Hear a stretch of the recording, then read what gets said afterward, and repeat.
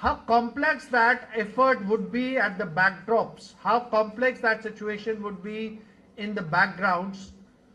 So we have Mr. Joy to actually take us through to the journey of how it has been made possible. So I'm going to pass on the stage to Mr. Joy, and I'm sure all of you are going to enjoy in understanding this whole scenario. Unfortunately, I can't talk too much about Blinkit. I can answer questions, uh, but being a designer, I think I'm going to take you through something very different.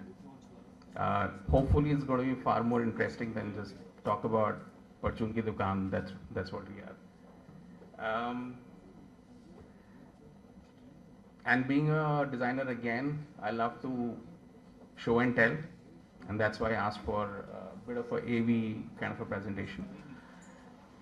Hopefully, I'll be able to have a few more curious minds. I think that's what I think one of the panelists said, that you need curiosity, you need ownership. So anybody who's really at the back, maybe you can come up in front. I find this to be a very interesting sort of topic. Today being the Valentine's Day, let's talk about why we love our machines. And for me, again, AI is just another software. It's just another machine. It embodies a lot of hardware, a lot of software. Sometimes we don't really see what goes behind it. But just let me take you through a bit of a history of where we are. I think it'll answer a lot of the questions that we've been asking till now. You know, how do we handle deep fakes? How do we handle all these things? A lot of AI, by the way, is not new. It's at least 80 years old, right? Neural networks did not start now. Anyways, moving on.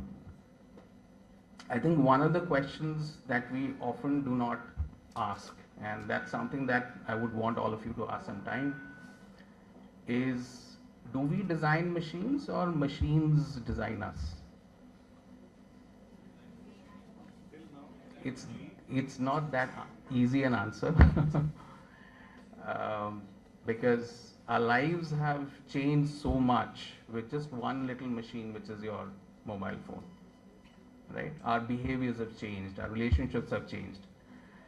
So again, this is not a presentation about technology, it's more about power, I think agency, loss of agency, identity. I think we were talking about identity. So please understand that every interface in the world is a negotiation.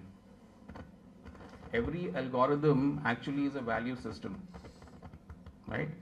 When we say Google, we don't probably understand the depth of that question, that is it really an algorithm?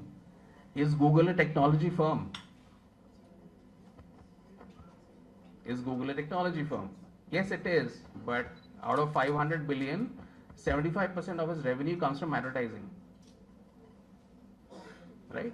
So I think we need a model to think about things before we answer some of these bigger questions, right? So through the lens again, because being a designer of design, I think I want you to think a little more deeply about human-machine relationships. And how the entire partnership relationship has changed over the years, right? The choices that we make today as designers of these machines, of these conversations, they not only shape the machines, but they actually shape us. So I've broken this evolution of our relationship with machines in the modern era, starting from 1940s. And why 1940s? Because the war really changed that speed or acceleration of technology, right? Right up to the 80s. What was the paradigm? What was the main act of that first 40 years? The first 40 years was all about machines are kings. Machines are big. We even have a festival where we worship our machines, right? Vishwakarma. So there the entire paradigm was that we can train every human being to learn any machine in the world, and if something goes wrong, the problem is with the person, not with the machine, right? In fact, I'm just taking you through one little story, and this is very significant because this launched this entire domain of human-centered design. Okay, Don Norman, I don't know how many of you have heard of him. He studied this particular accident. It's one of the biggest, scariest nuclear disasters in the US. There's a Netflix documentary about it. But what was very significant was that it was a failure of human-machine interaction.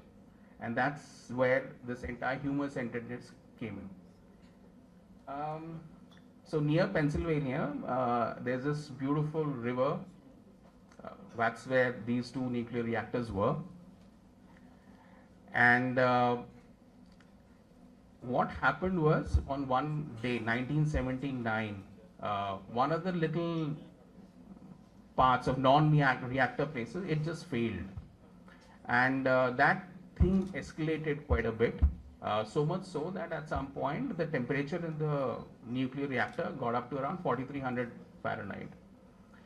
This was just 700 Fahrenheit away from this entire nuclear core from burning through.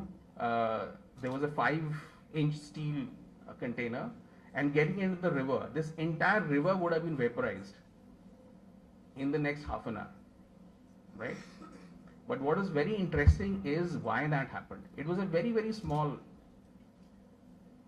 I don't know if you can see, and if you've ever been to places like BHAL, this is how beautifully, neatly stacked our control systems are.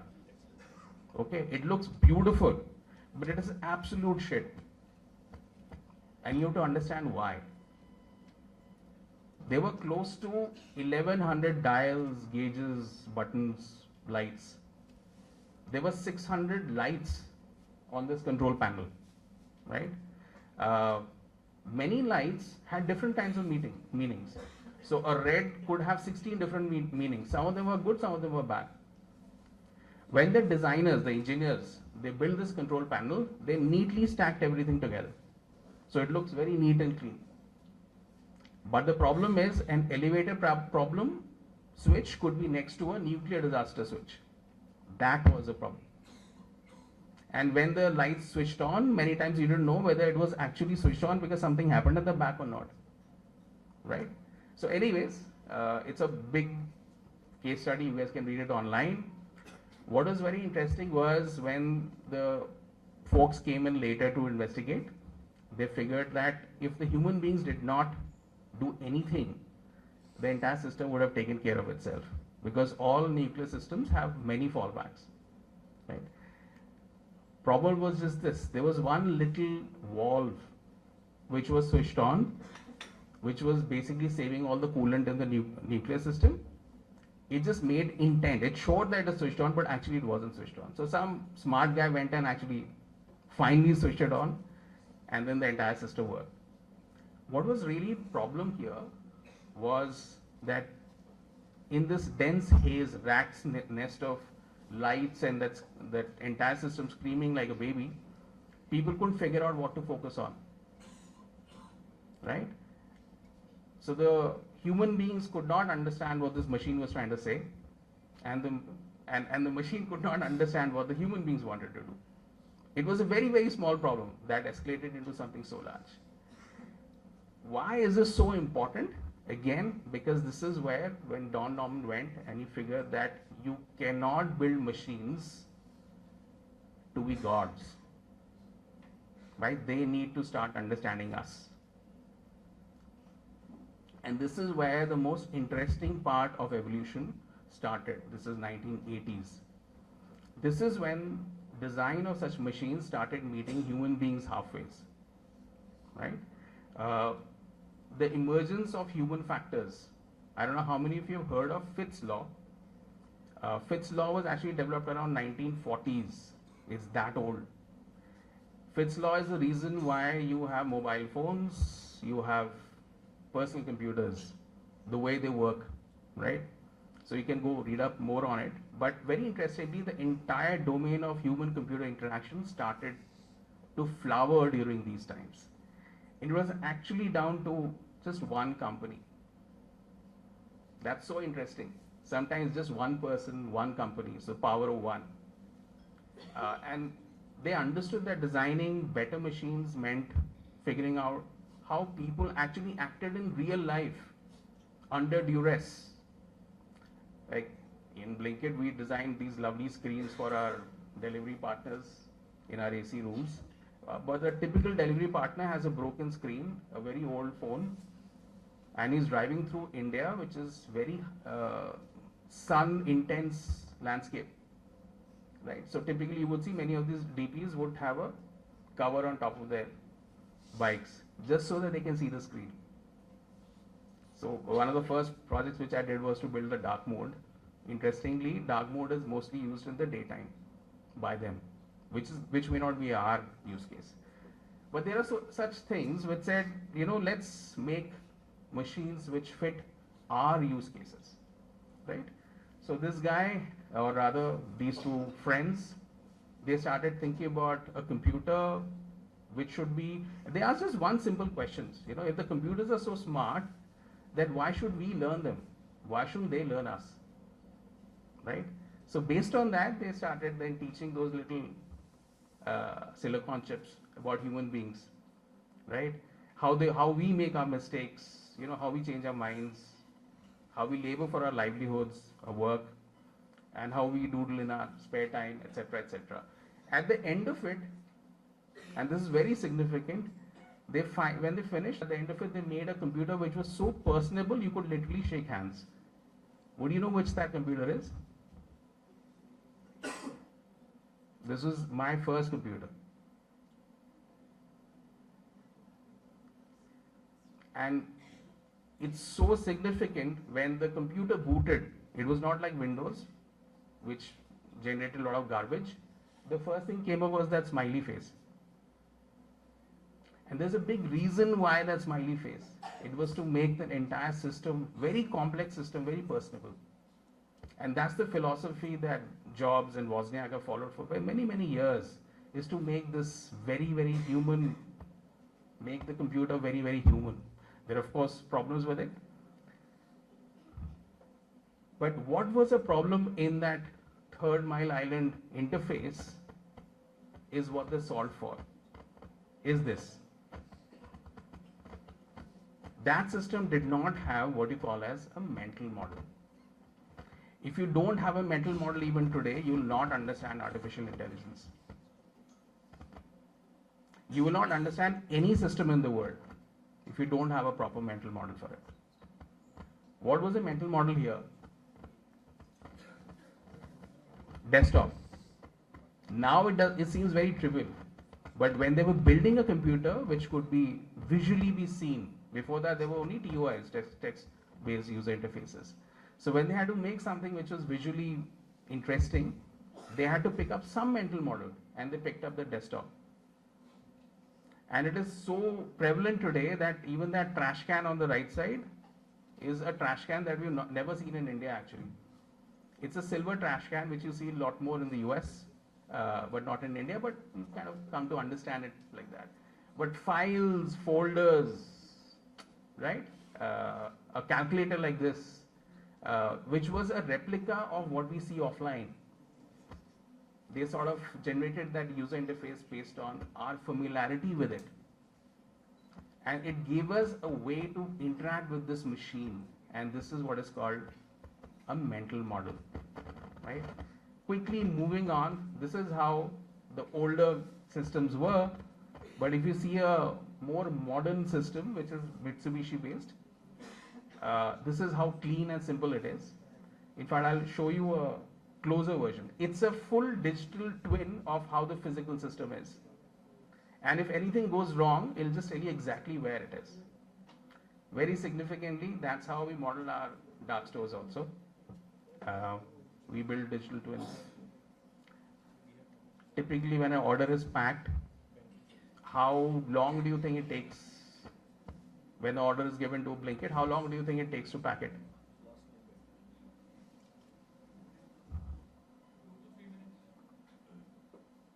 You can do better. You're right. Actually, what you call as PPI, the best PPI is around 12 seconds. But the number that we typically take is 30 seconds for 5 items, right? And all these performances are tracked. So actually, the rider has full 7 to 8 minutes to come and deliver your order, because the entire handshake happens within a minute or so. Right. But anyways, this is how we sort of build digitally map. Not all of them, but quite a few of them getting mapped like this. Warehouses are becoming fully automated. Yeah, you should see some of these warehouses. One of the largest warehouse is 3 lakh square foot. And the amount of stuff that moves through it is to be seen, to be believed. Anyways, now something more interesting. So that era was about somehow understanding the modal value of human interactions and making a very large mental model and building these interesting computers. But from the last 20-25 years, the understanding of human beings has increased by machines. And today we can actually personalize it. Not eerie personalization, but a personalization and contextualization has increased. And I'm going to show you one little, sorry.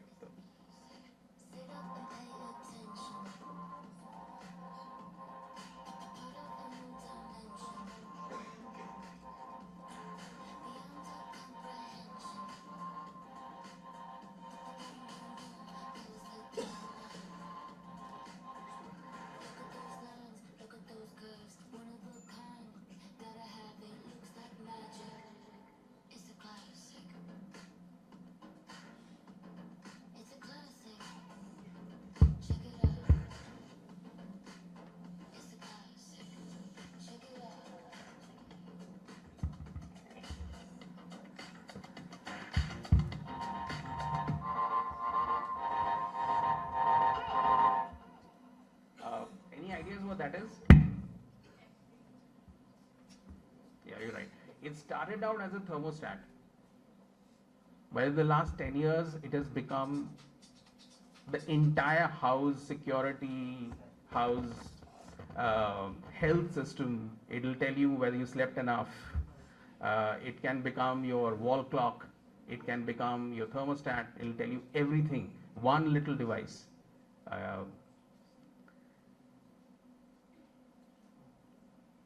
And now coming back, it's like I was saying, everything has been built 100 years back. So this is the transistor 1958 by Dieter Rams, later copied by Apple, by Tony Fadell, which is your iPod, if you guys remember. And now this one, by the way, same designers. So these Apple guys went to Google and designed this. And they continue to design these objects which will very beautifully fade into background. They'll become ubiquitous, but they'll be very, very smart. And they link to your machines. And you have to start thinking as to what's really happening. AI is actually embodying all your physical spaces. That's the understanding you must have. There's a lot of data which is going into these systems, and there's a lot of data which is coming back to you. Right?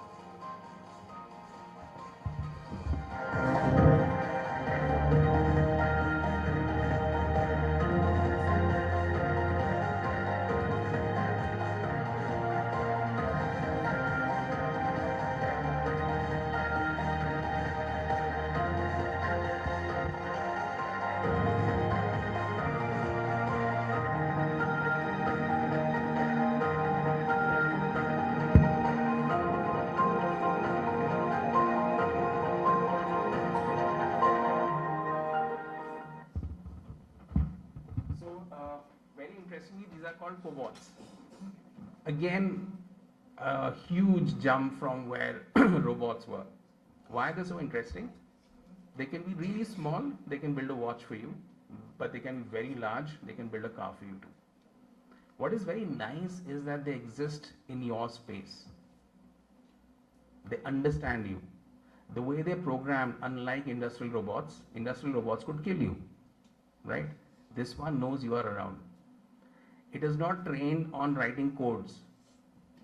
You saw in one of the shots, the person just pulled the arm towards himself. You can train it on the job. So these robots or cobots, they work along with you. They're very, very interesting. And there are many dark factories today in India, very few workers, and this is just not across the world, few workers who can actually perform a lot of tasks along with these cobots. So again, read up about cobots. I think they're the future. Not those shiny things that you see, but the real revolution which is happening right under our noses that we don't know about. The future, this is where it gets very, very interesting. Future is about, actually we don't know who's in charge, right? It's going to be about shared agency. And again, I keep coming to these places and say, you know, this technology is so old, it's not new. This is the Da Vinci surgical system. And you know why it is so interesting? It has done millions of surgeries, not just one. So what you see is happening, the doctors are on the left, the surgery is happening on the right, right? And you'll say, what's the point in the same room? The fact is, there were surgeries done, doctor sitting in New York, and the patient was in France, Strasbourg. So you can actually technically perform surgeries anywhere in India, right? It's expensive, but yeah, at some point I think it's all about scale. You could be performing, the top doctors could be performing surgeries in Kasganj in UP, sitting in AIIMS, Delhi. Of course, there are problems. It happens with all kinds of non-invasive. You can't feel the texture or the feeling of human flesh sometimes. But that also might come at some point. But this is not old. This is already happening for so many years. AI is fully embodied in these systems. AI is not your ChatGPT alone. This was Mercedes. This was level 3. I think there was a lot of talk about who's responsible. Why it's interesting, this particular car is, responsibility was on Mercedes, on the car, not the driver. Legally made like that. But the driver had to sit in the driver's seat, ready to take over. But now, at scale, Waymo is at scale. If you go to the US, I think 10-15 cities there, it's geofenced, but this car can pick you up, drop you. It has done millions of rides. It's wonderful. Even better. And by the way, these cars can go pretty fast, at least 100, 110, 120 kilometers per hour. Mercedes thing could only work in daytimes and good roads. This one works throughout night, day, it doesn't matter, right? But whatever US does, China does better. So Apollo Go is very quickly catching up. It's much cheaper, as it happens with even large language models also. These guys do it much cheaper. And that's where I think even India's space is. We can do things better, cheaper, as long as there are proper investments and intentions to it. I'm pretty sure there is no dearth of people and their intelligence. So very quickly, I think I just broke it into these 4 phases. First, the core question used to be, can people operate it? Starting from even typewriters, you used to have schools that taught you how to type, right? It was, the key principle was train the user. Then it got to, can humans understand it? So Macintosh, human factors, and can machines sort of also start to understand humans? 2000s has been all from learning. You'll hear a lot about learning algorithms. right?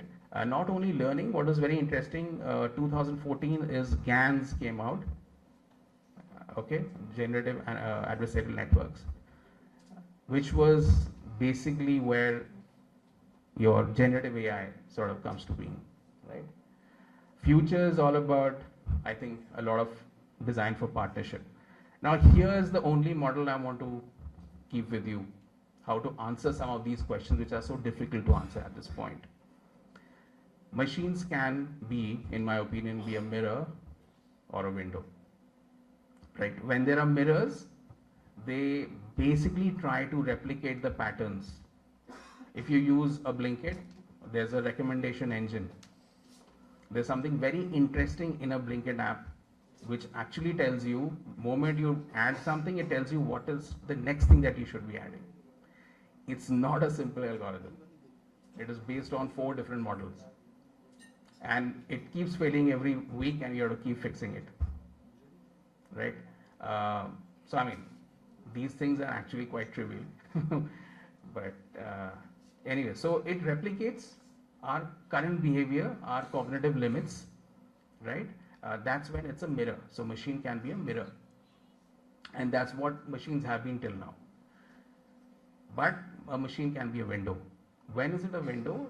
Something like a MRI, something that you just can't see. Complex modelings, something that you just cannot calculate, right? So it could give you a view of the future, and that's where it becomes a window. How you actually try to understand AI, in my opinion, can be broken into these 2 parts, right? So finally, this question I keep asking myself is, why do we love our machines? I think they extend us, right? They take our intentions and they project them into the world. They give us more agency in doing things, right? With more precision and sometimes with more beauty also. So some of those things that we've done, seen on generative AI, they're quite beautiful, quite nice. Not all of it. And I think that's what the modern AI systems, I think they'll constantly oscillate between trying to mirror our intentions, our needs, to sometimes showing us the future, what we should be, what we can be, right? And I think that's where the real question is, that are we building machines to reflect just our limitations, or are we using machines for our possibilities, right? Now the last thing our masters, rishis have always said, neti neti, not this, right? So our perception of this entire world is some sort of a simulation. I mean, based on who we are is what we see, our knowledge tells us what it is. So we are also sort of living in some sort of a perception. AI also does that, but it does it mostly through hallucination, right? It predicts what the next token is going to be. Human beings also predict. I mean, we could be looking at the same shadow and thinking it's a snake, or it could be a rope. You get the idea. They're very similar, I think. Those neural networks also, they try to emulate how we think. And it's not a very logical, straightforward ways of thinking. I think very interesting times that we live in. It's been, many times it's been said, when the first databases came out, we said, and there were movies about it, is that you can be wiped out on this commerce just by removing your name from the database. That hasn't happened. There are genuine pain and problems with AI, but I still believe that we are better for it. So thank you so much, and if you have any questions, I'm happy to answer. Thank you.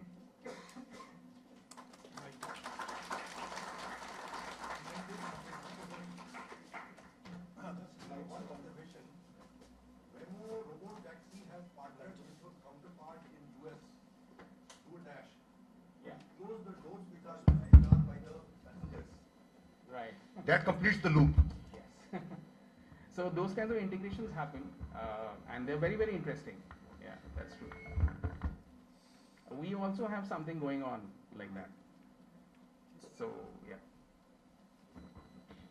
A very good afternoon, sir. Uh, so my question to you is that how big of a challenge is it for Blinkit to actually identify how people use AI generated image to claim refunds? Because that was actually in headlines a couple of weeks ago as well. So how you guys tackle it at the practical level? See,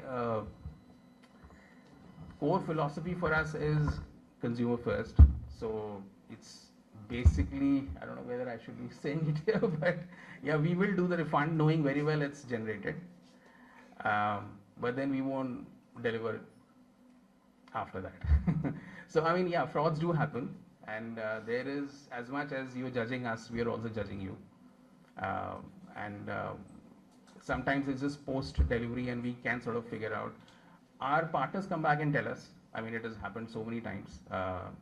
Guy delivers a proper packet. This guy goes back in, brings out an old packet and says, "Dekho, purana hai." But that's okay.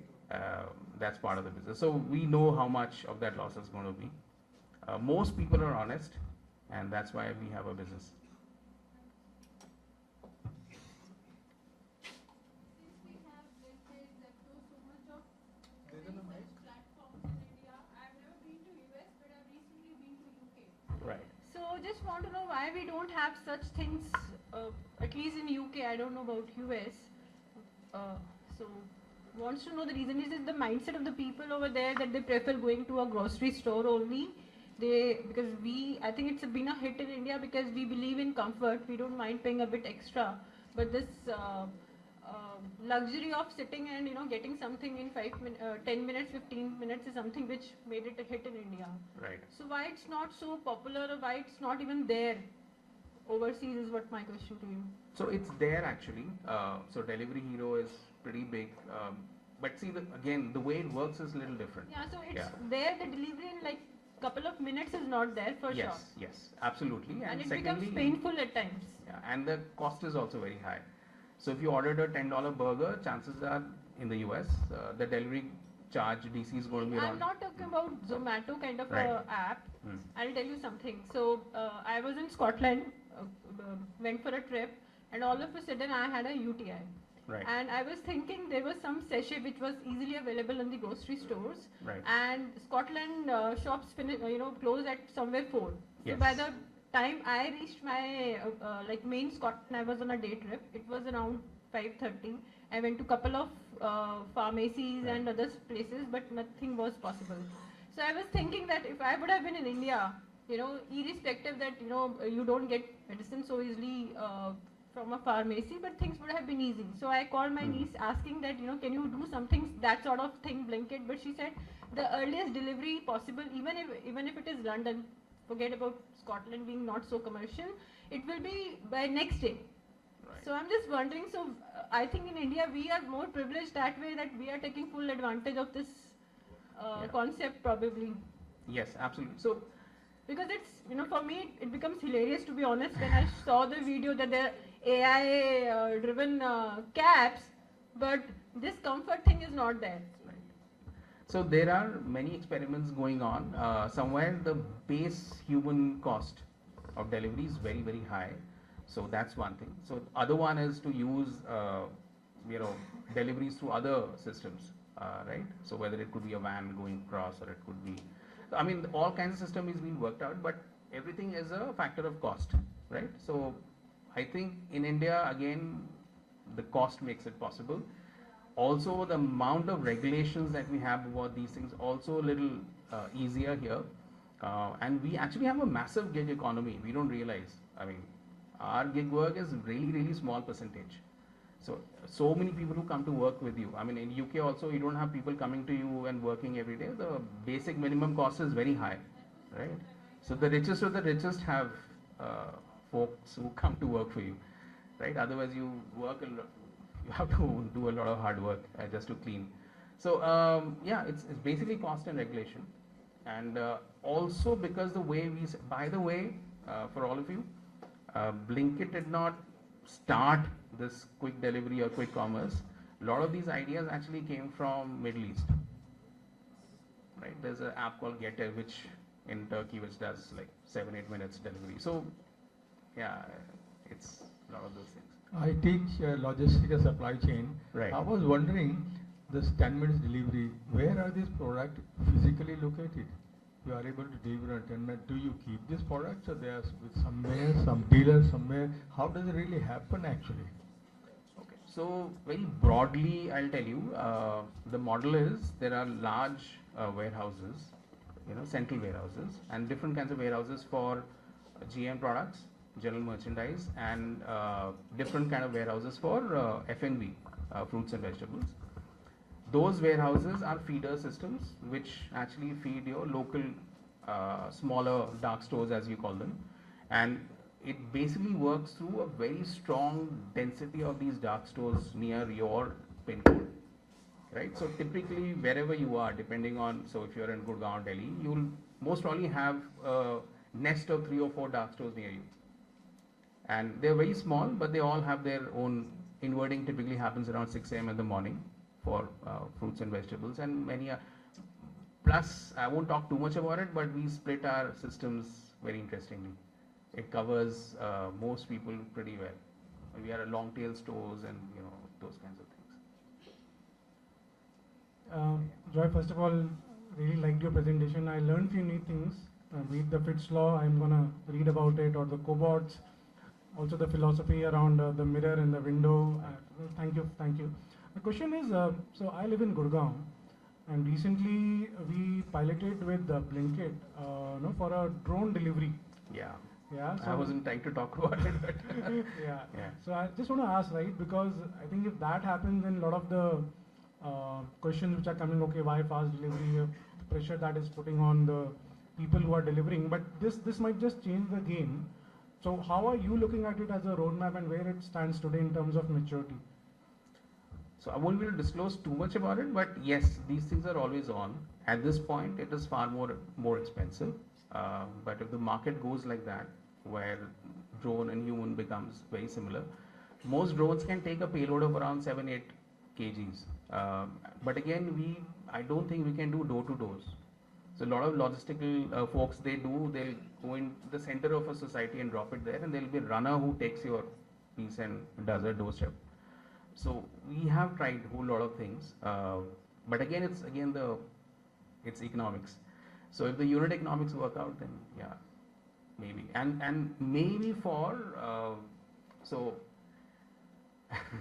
within our offices we have these little robots which deliver food. Right, you just punch the seat number and testing it out. It comes to your seat and delivers food there. So we have a lot of technology within Zomato under testing. So if you think about it, in a tall, say 60-story structure, it's again gets very late again for Zomato for me to ride up that and be allowed to get into that elevator, deliver. So a lot of these systems are pretty nice. You just feed the flat number and just goes and delivers and comes back. So yeah, there's a lot of exciting stuff which is happening in India, in the US, far beyond the haze of chat GPTs that we see. These are real things, and most of them are very small models or ML models. That's a very exciting world. I mean, TK, LLMs catch all the news, but the small ones catch all the views. Thank you.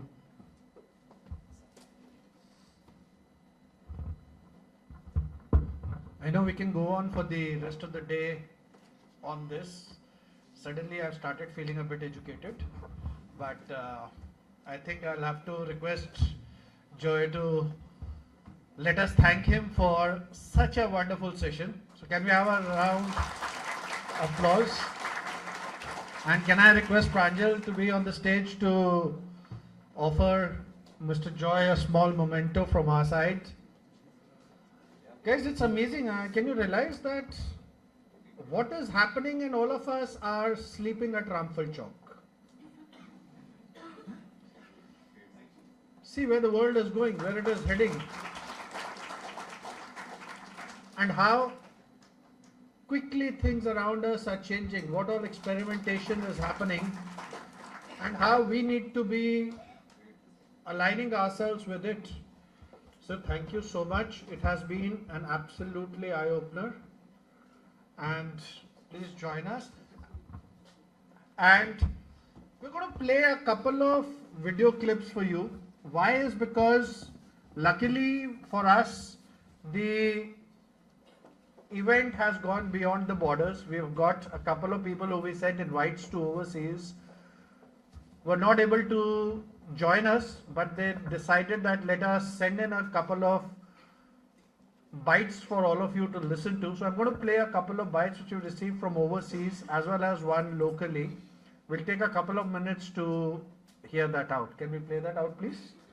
And while we play that out, I need to thank my second panelists for waiting. We are running late by 15 minutes, but I promise you we'll cover it up because the lunch is being delivered right on time.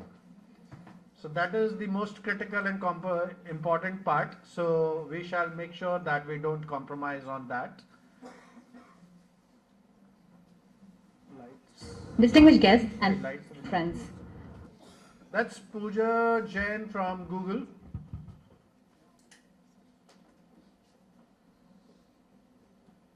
We like to talk about AI in terms of parameters and latency. But let's be honest, we aren't just building faster calculators anymore. We're building the nervous system of the 21st century. We're the architects of a technology that doesn't just crunch numbers, it mirrors us. And because it mirrors us, it inherits our brilliance. Yes, but it also inherits our blind spots. Today, I want to talk to you about a hard truth. The true power of AI isn't just in its code, it's felt in its consequences. Hi, my name is Pooja Jain and I work in Gemini at Google. Let's take a look at the black box problem. Right now, what we have is a black box. We're building neural networks so complex that even the people who wrote the code can't tell exactly why the machine said no. Think about it. If an AI denies a family a home loan or flags a patient's medical scans or predicts someone at high risk of a crime, we can't explain why. We haven't just made a technical error, we have committed a moral one. Transparency isn't a nice to have feature that we can patch later in time. It's a prerequisite for justice. If it isn't explainable AI, it isn't responsible AI. Every decision must be traceable and every algorithm must be defensible. Thank you. We had to abridge it a little bit because of the time, but it was a very interesting bite as well. It was almost about 6 minutes, but we had to abridge it a little bit. Let's hear out the next one.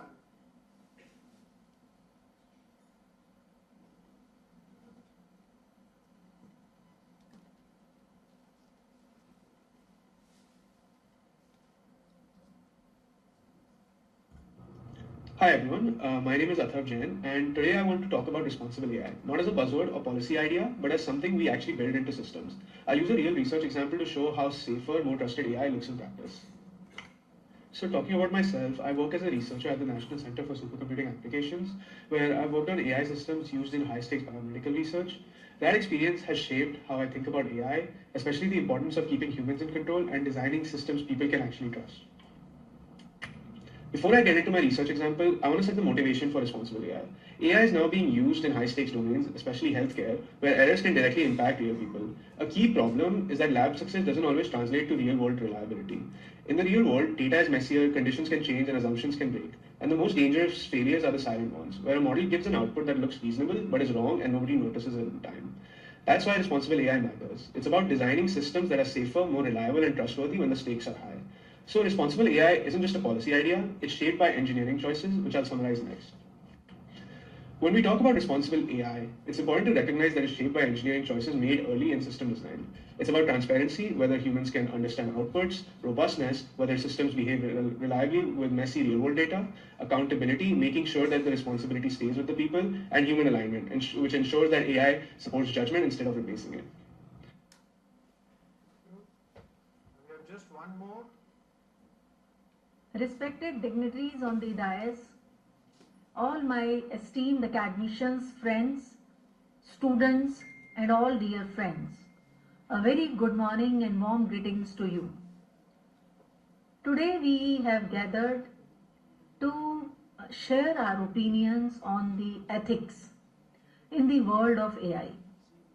ये हमें पता चल चुका है और हमने realise भी कर लिया है कि AI हमारी लाइफ में बहुत अंदर तक पेनिट्रेट कर चुका है, लेकिन अब इम्पॉर्टेंट बात ये समझने की है कि क्या एआई को एथिकल तरीके से यूज करना चाहिए या उसको हम पर हावी होने देना चाहिए।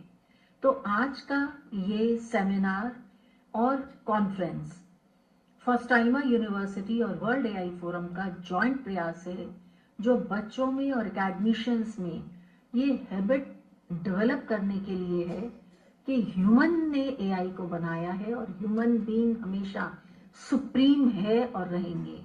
एआई कभी भी ह्यूमन को डोमिनेट नहीं कर सकता।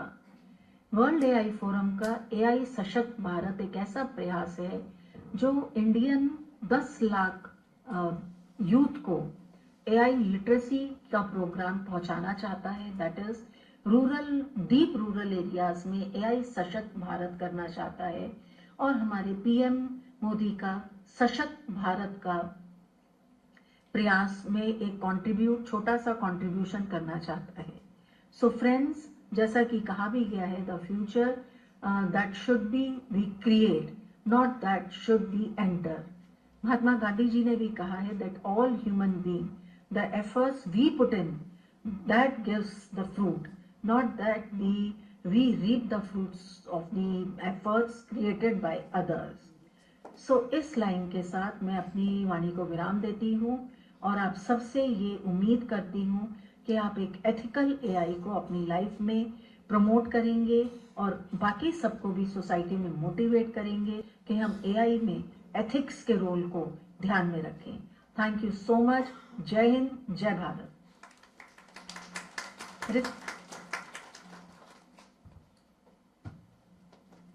I had random people calling me up in the last 2 days asking me कि जी मैं सुनने आ सकता हूँ, because it was on the social media, people were reading about it and people were seeing that this kind of a discussion is happening, and random people, I had no clue about them to how to reach out and understand AI.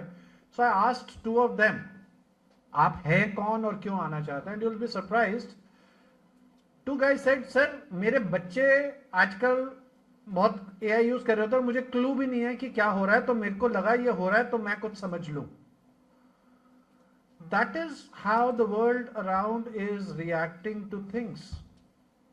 And the good part is that you are having a situation where you are having people who are actually doing it, implementing and explaining it to you. So I think all of us have to feel quite privileged that we have such esteemed people talking to us and briefing us about it.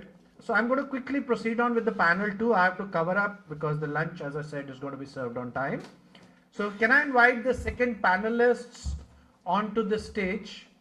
And each of those panelists in itself, I know if I give them and request them, they would be able to talk about for 1 hour each. But we are going to be talking together for 1 hour. So please, can I invite our first panelist on stage, Mr. Sanjay. Mr. Sanjay is from BCG Consulting. All of you have studied that model all your lives and all of you have been learning that model. So Mr. Sanjay is there with us and I thank him for joining us today.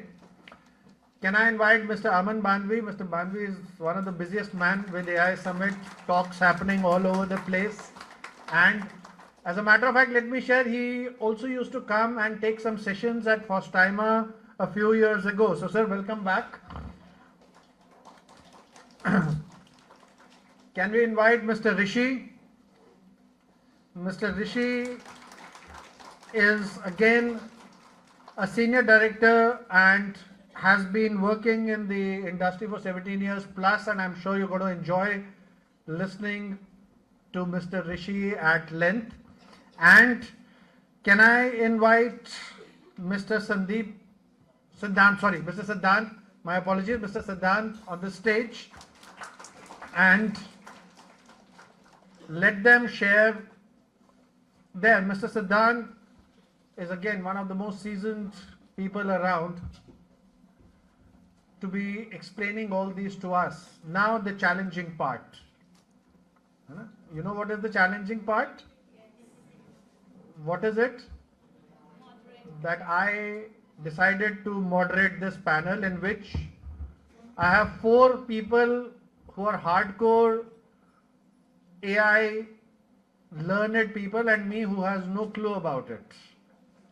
So I'm going to moderate it out in the format that I am going to make them address you a lot longer than I would be addressing anybody else. So can I get onto the stage?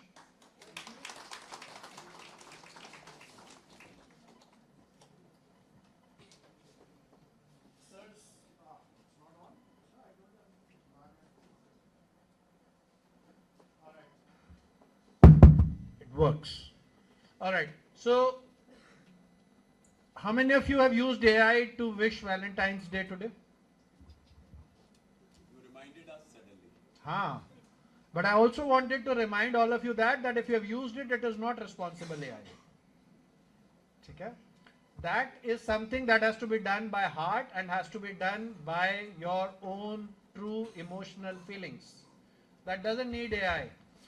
And that is what the topic is for the panel discussion that we have. Responsible AI across different domains. All these gentlemen on the stage are going to be talking about different domains, different industries, how AI is percolating into them, how AI is making them function, and how it needs to be handled responsibly. So I thought I will add the domain of emotional aspects and the Valentines to it. Sir, as far as the industry goes, before we start understanding how it works, I have one problem because I also tend to understand HR a little bit.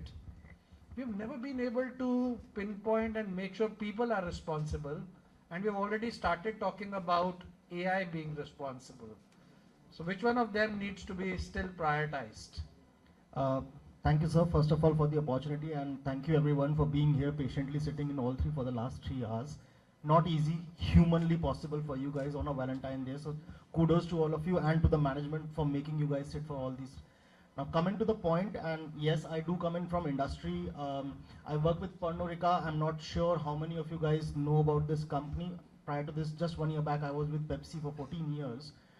So just to bring a little bit more smile to your face, if you don't know Pernod, you were talking about Domino's, you were talking about Pepsi. Pernod in larger terms, and now you will smile, is Shiva's Regal, Valentine's, 100 Pipers, Absolute Vodka, Jacob Creeks. Now see, all of you knows about it. Okay, now coming to what industry sees and how we feel it's the people problem or people responsibility versus an AI responsibility. Guys, industry has always been at the laggard of all these kind of changes. Why I say so? So you have the champions over here. You have a BCG who's a street smart consultant who comes and envisage an idea. You have a product owner who's kind of making his own startup and bringing in this product. You have a street smart consultant coming in from Fractal and doing in that this is how you should be doing it. All of this culminates to an industry. Because eventually, may it be a BFSI, may it be a telecom, may it be the CPG industry which I belong to, the product has to be embedded over here. Once it's embedded, it actually goes and hits the consumers and the customers. So the responsibility and the bucks ends in over here. So I'll say it's a combination of both, sir. When you say it's either on the people side or on the AI side, yes, AI is coming in, it brings in, but the impact and what decision you take around is on the people part of it. So mix of both. Thank you. So at the end of the day, people have to be responsible. I hope everybody gets that loud and clear. So how do we make AI responsible? Thank you so much. Great to be here. And as already shared, it's a Valentine's Day. All of you are here. We really respect that because you are giving some time for learning on the day of love, right? So it means you all love learning too, to start with. See, AI, I'll maybe take a minute to just reiterate why it's not just any other technology. Because we are all talking about different bubbles, right? It was cloud, it was social, it was mobile, and now it's AI. And everyone is talking maybe it's just one more hype cycle, things will, in a year or two, it will come down. But it's the first time, and Joy referred to it, that it's not that a person is learning a technology, it's a technology who is learning about a person. right? It's getting, and why it is important? Because of it, it's getting easier to use AI. Any of you who started using ChatGPT or any kind of a open LLM about 3-4 years ago, you would have seen that it's easier now. Second, as technology is learning you, it's getting better, right? So it's getting better, which will lead to more personalization. And most important thing, it's becoming much more cheaper, right? And we all know what will happen as technology will become cheaper. We have seen it with mobile usage. Earlier, I'm sure 15-20 years ago, when we used to make a call, STD, PCO, at 59 seconds we used to disconnect it so that we need not pay another 10 rupees or 15 rupees if it's a interstate call or an ISD call, right? Today, do you even think how many minutes are you talking to someone on a phone or a WhatsApp call? No? Similarly with data. Using a Wi-Fi, we all know initially when we installed modems and all, it used to cost us so much. But we don't even think about using, but why we are consuming this data. It's always on. It's always on. Why? Because it's cheap. It took time, 10 years, 15 years. And similarly for AI, in 2 years' time, the cost of the basic foundation model has come down by almost 90%. We all know Perplexity is free. ChatGPT Go, 300 rupees. ChatGPT is free. Right? ChatGPT Go was specifically launched for India so that you can give a customized pricing and a lower pricing to India. So everyone is using it. Same thing is happening at an enterprise level also. 5 years ago, maybe it was much more expensive for organizations to leverage AI. At the same time, the accuracy still was having problem.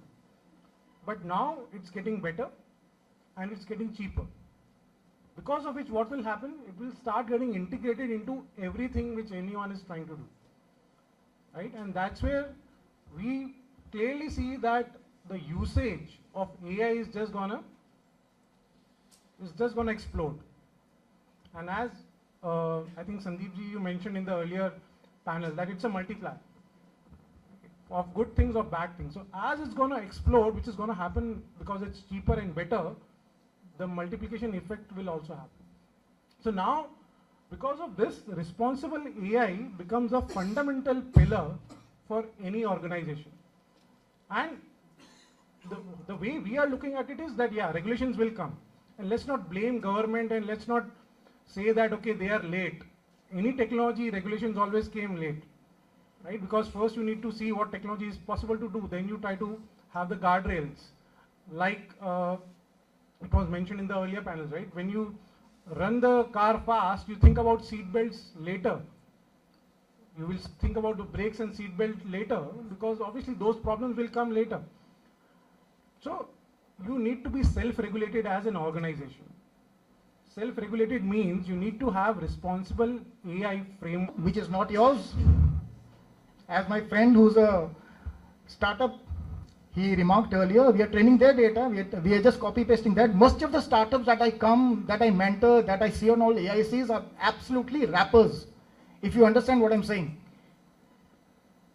आप एक अच्छी सी window dressing कर रहे हैं, पीछे तो वही काम कर रहा है, तो this is not something. Example is the recently concluded Delhi AI grant by the Delhi government. Students from class 6 to 12th were given challenges that face Delhi state, and they had to give solutions which they are using AI. You will be surprised, when I was working closely with them, they all use vibe coding to the fullest extent. School children. And so POCs जो बनते थे पहले 6 महीने में, 3 महीने में, 1 साल में, now they are a matter of days or hours. So they understand that. So you have competition from your own brothers and sisters who are currently in class 9th and 10th. When you come out and start entering the market tomorrow, see what's happening. That is where please have a new perspective. I'm not going to tell you what to think. You all are MBA students, you know, you just have to know how to think. So I think I'll set the context here. 100 बंदों को scheme जानी है, 70 पे जाती है, AI की use करने से 30 बच जाते थे, 25 बचाने. So that's where bias comes in. As Joy said, it's a mirror of our own biases. So if a certain sect, if a certain category, if a certain population is left out, it's because I have trained it in that particular way. I have to break that shackles. Think of these lines, and the output will always be responsible. You need to just see and set the context right. I think I'll just pause here. Sir, I think very, very interesting discussion, and I think very rightly being hearing some of the facts and some of the, I would say, myths about Big Four, and sorry, just to kind of introduce myself and our organization, we don't belong to Big Four, sorry for that. So, and we don't intend to confuse our clients. And by the way, I think when I start hearing Mr. Joy, and also when I start hearing, I think Siddharth and Rishi, I think all of you are our clients, and the responsible AI starts from here itself. So the clients sitting in front of us are the most responsible, I would say, agents of our work, and that's where we begin, that's where we kind of start our journey. So I'll just go back to one of the very most interesting incident what happened in Davos this year. Davos, guys, you know, it happens every year. It's the international summit where all the I would say politicians, Big Fours, everybody meet and they kind of brainstorm a lot.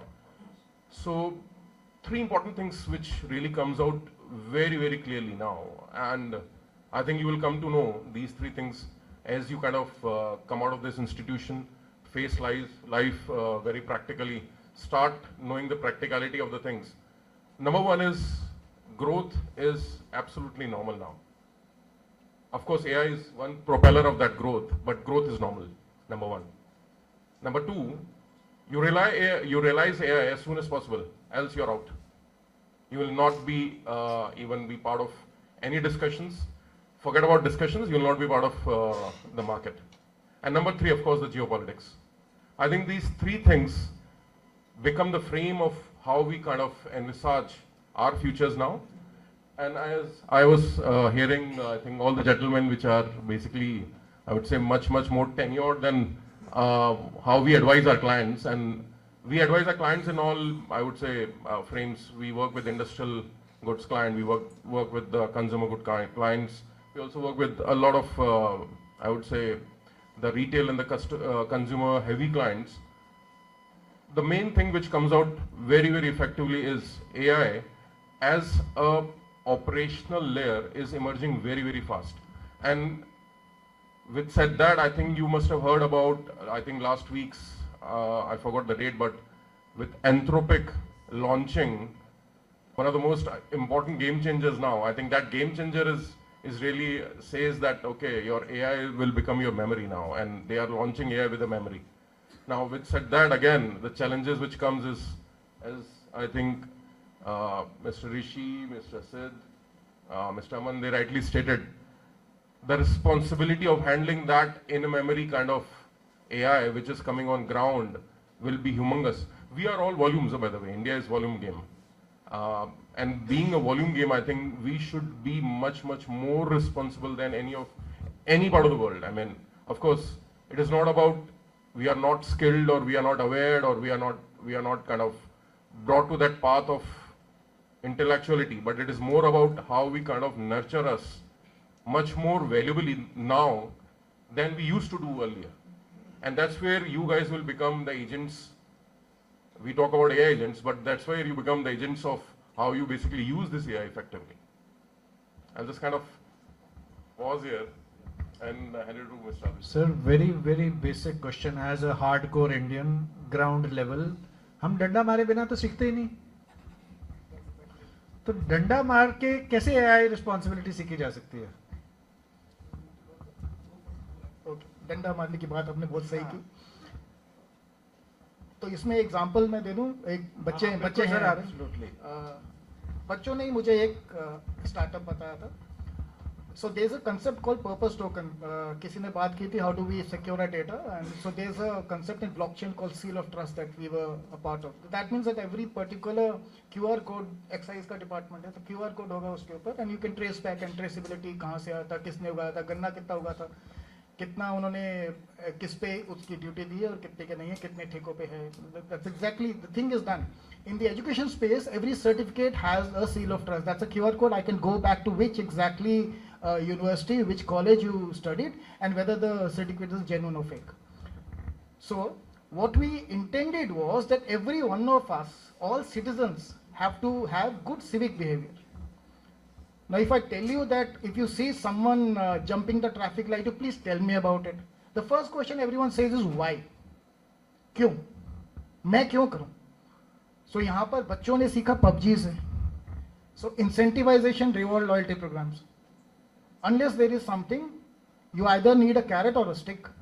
या तो regulations या penalization लाइए या उसे incentivize कीजिए. So हमने क्या किया? हमने उसमें incentivization डाल दिया. That if you see a good or a bad civic act, you go to the you exercise your franchise. आप election में वोट डालते हैं, अपनी finger का photo लीजिए, selfie डालिए, मेरे ऐप पे डालिए, you get 10 points. आप पब्लिक ट्रांसपोर्ट यूज कीजिए 10 पॉइंट्स. आपने इनको देखा या मुझे देखा ट्रैफिक लाइट जंप करते हुए, मेरी फोटो खींच के डालिए 20 पॉइंट्स.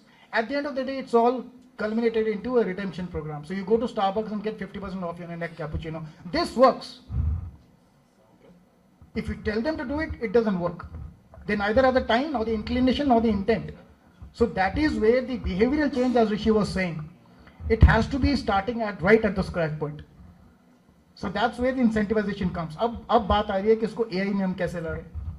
तो फ्रंटियर के AI कंपनीज की बात मैंने की, तो इंसेंटिवाइजेशन है, तो दे हैव टू ऑफसेट. तो there is a concept of offset. जब आप डिफेंस में कोई लार्ज कंपनी इंडिया में आती है, जैसे frontier AI company, so you say that there is an offset clause. आप उसके बदले में इंडिया के लिए इंडिया की हायरिंग कीजिए, ट्रांसफर टेक्नोलॉजी करेंगे, आप यहाँ पर अपना मैन्युफैक्चरिंग यूनिट लगाएंगे, आप यहाँ पर उसमें शेड IPR करेंगे, दोनों इक्वल रिस्पॉन्सिबल होंगे उसके प्रॉपर्टी राइट्स के. ऑफसेट होता ना, तभी आप मेरी कंट्री में आ रहे हैं. Because I have population dividend, I have volume, I have the biggest market.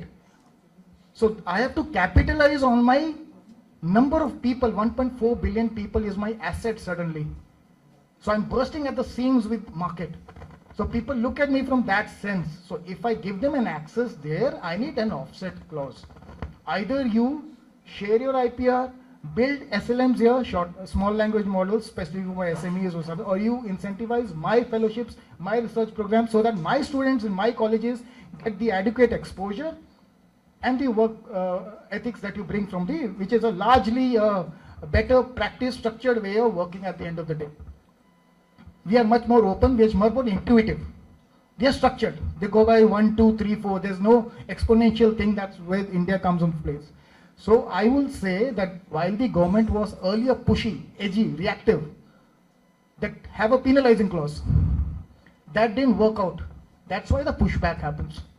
So you incentivize through offsets, and you incentivize everyone to create something new. How many Flipkarts do we need when you go to startup challenges or AICs?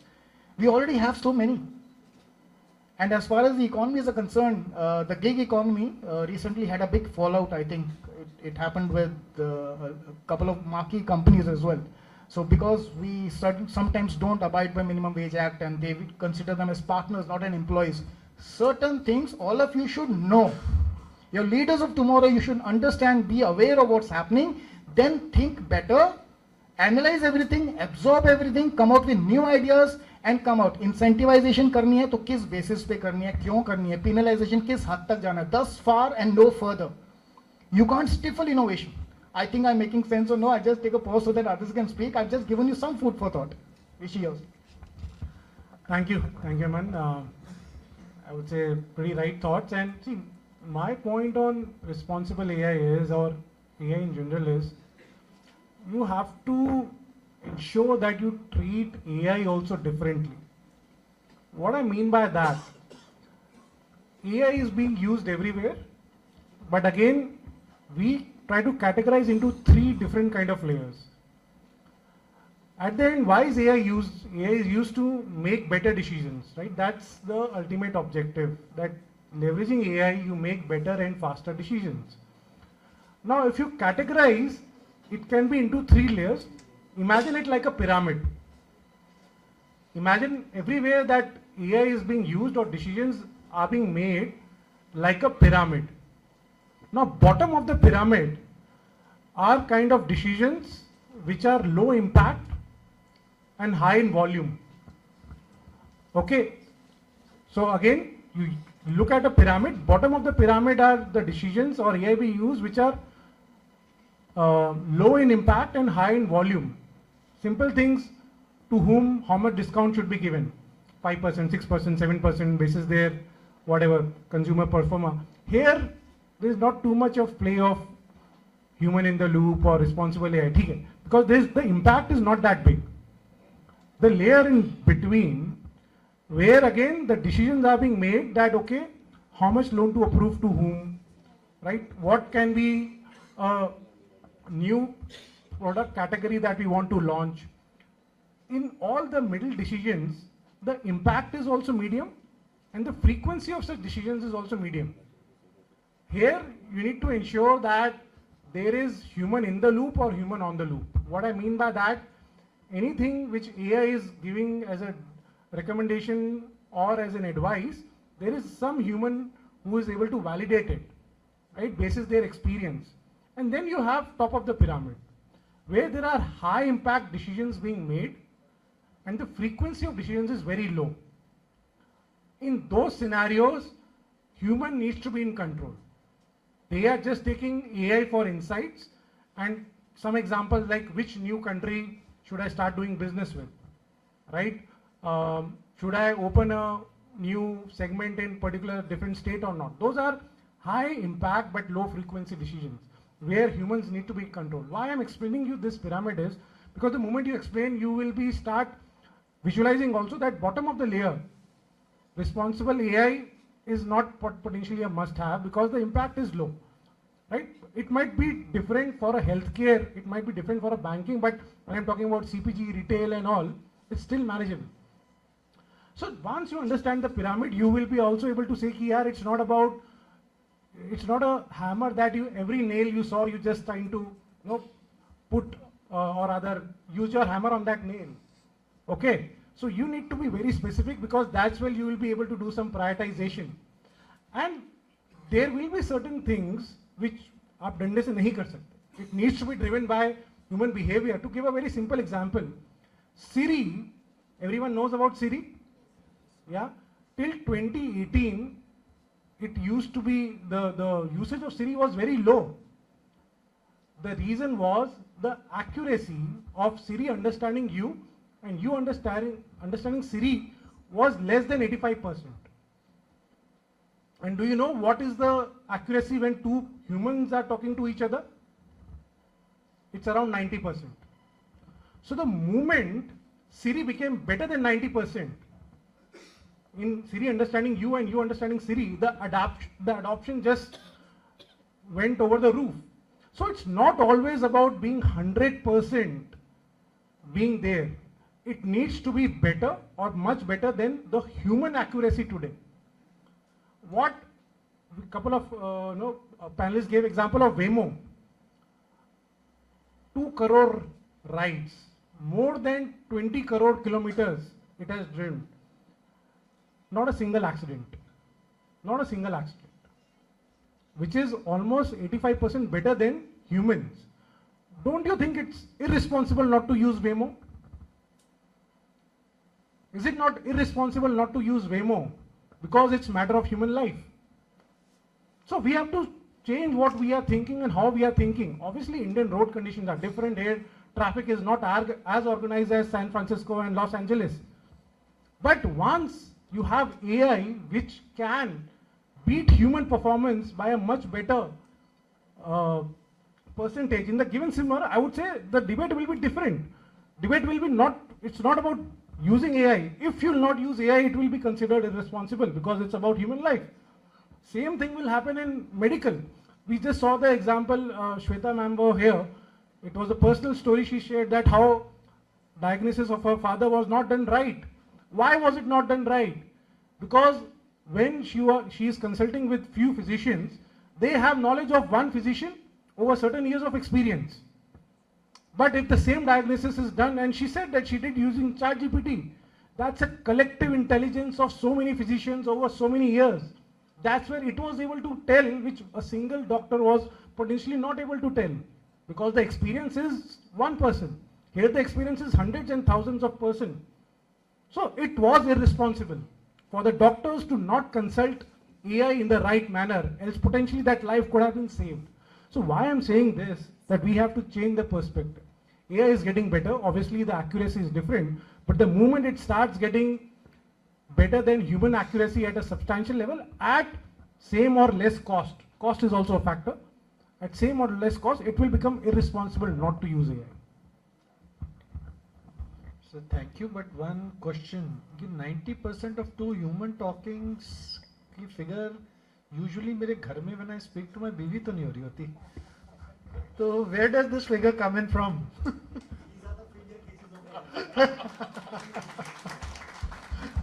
90% understanding. Well, I'm still understanding the word.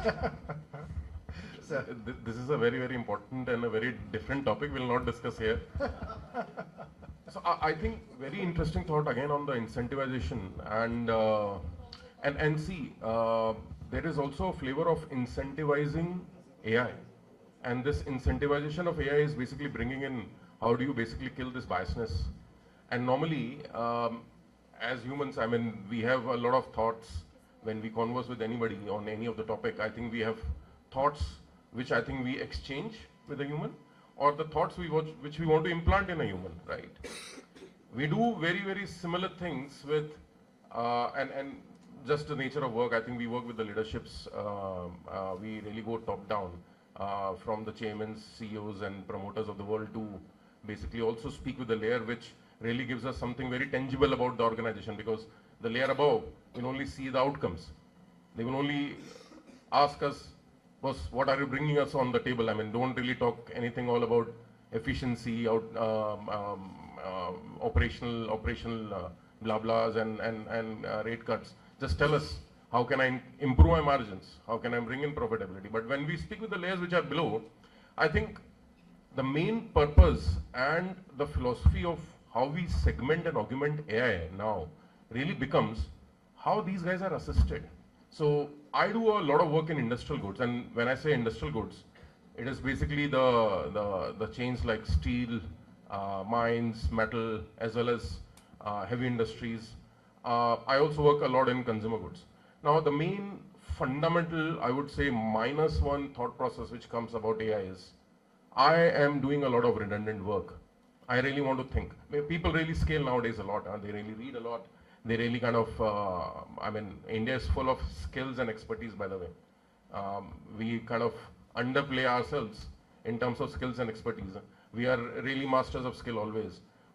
The only problem with us is we are confused in applying where we really need to apply those skills, which are visible and which are really tangible and which really brings some of the outcomes. So incentivization is basically one of the most important points which I think should be part of the topic like what we are discussing.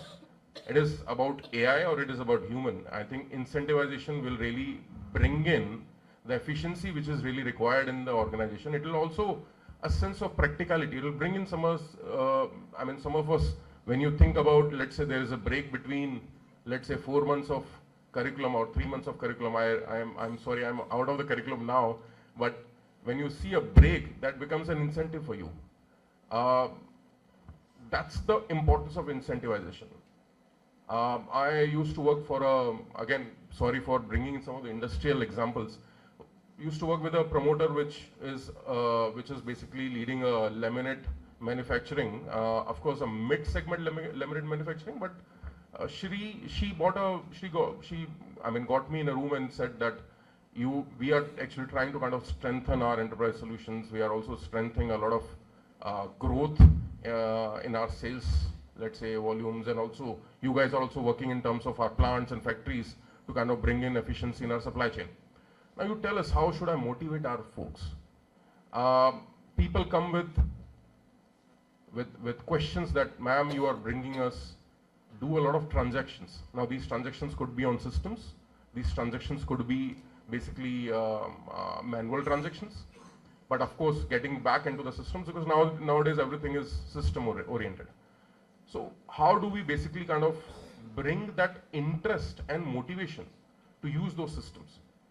So she said that, okay, please don't give me a consulting answer. I don't need a consulting answer. Don't give me some surveys or benchmarks or just put some figures around me. Please tell me a very practical way of solving this thing. So we, one of my managing director and partners, I mean, me and him kind of debated and said that, okay, this is a solution which does not really require a lot of, let's say, skill, which we normally kind of advise to our clients. This is a more, let's say, close to heart kind of topic which we should kind of tell. I'll reveal the name of the promoter, Ruchira ji, that, ma'am, incentivization starts where you start conversing with the people with set of 5 to 10 problems. Number one would be, are you really enjoying your work or not? Are you really giving the number of hours where you are working in your organization which really gives you fulfillment or not? Is your work profile really important for you? Of course, you are working in this work profile for long, you are discussing with the vendors or your customers, blah, blah, all that. But then is it really giving a fruitful, let's say, fulfillment inside you? Are you really scaling yourself or not? With these 3 to 4 important questions, when we ask to, let's say, -1s and -2 and give them a survey, I mean, the most important thing which came out was, I want to grow, but they don't know how I want to grow. And then the incentivization started was, there were growth programs what we started in the organization like that. Even the people who came up with, let's say, a back office kind of work, they start saying, okay, I want to basically scale in terms of now, and just for another lack of one of the better examples, and then probably hand it over to others in the panel as well. There was a thought process of category buying, if I take a procurement as a function, which was never there earlier. And category buying means you discuss with your vendors, basis the category which you're owning, you will not discuss anything other than that, and you enhance that category. And that incentive what we set in their, let's say, thought process was the one which inculcated their ways of working and changes in their ways of working. And of course, the programs on AI and all will become, let's say, more visible once these functional things are solved and these thought processes are solved. You know, the point that all of you need to understand is that there is a solution finding story which is there. How responsibly are we finding the solutions to the things is what we need to be probably working at. So one small thought process, or maybe one clarification. Security versus responsibility. Now that is something which seems to be a overlapping state of affairs. Absolutely, yeah. So how and what do we do with that? Yeah, no, I think in this era of all the social presence of all of us, our profiles and etc., security has become a paramount important point, right? Because you are so socially exposed, your information is there. Even if you go into those buying platform these days, even to a new platform, you just put in your phone number, it is able to trace back your address and your pin codes and etc., right? Because someone somewhere is already storing into all those profile details of yours. So this is where, you know, while the AI is doing its own work, which is technical in nature, the AI Q becomes important, which is a human quotient, right? So how intelligently and where and what you need to put in is what is in your own hand, right? Not go a little too ahead of yourselves in terms of going in, using in AI at the places we are not supposed to do it. Now, there are two things, and people have already talked about it. One is at a micro level, another is a macro level. Micro is mostly your behavior as a person in terms of your usage of the applications and the AI. Macro is somewhere where the guardrails are coming in, the government is entering in, they're putting in. COVID happened, disruption happened, then the medicine came in. AI has happened, it has already hit us.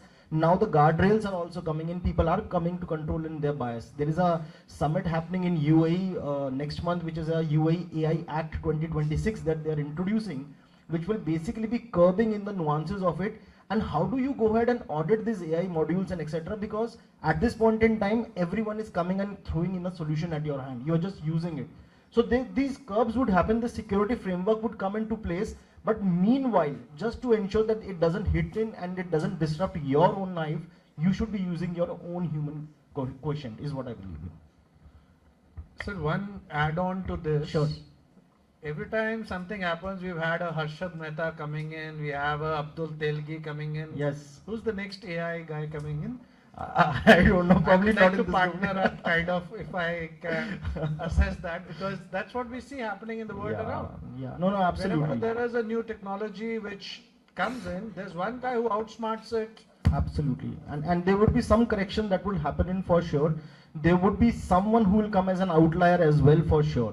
Because as you rightly said, these things are all, equal balancers in the life.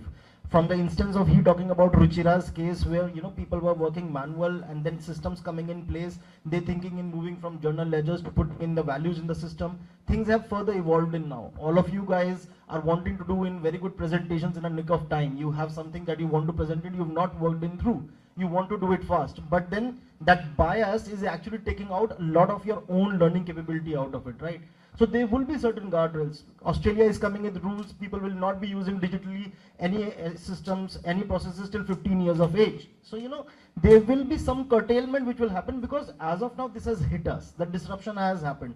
Now the control mechanism and the framework will definitely come in.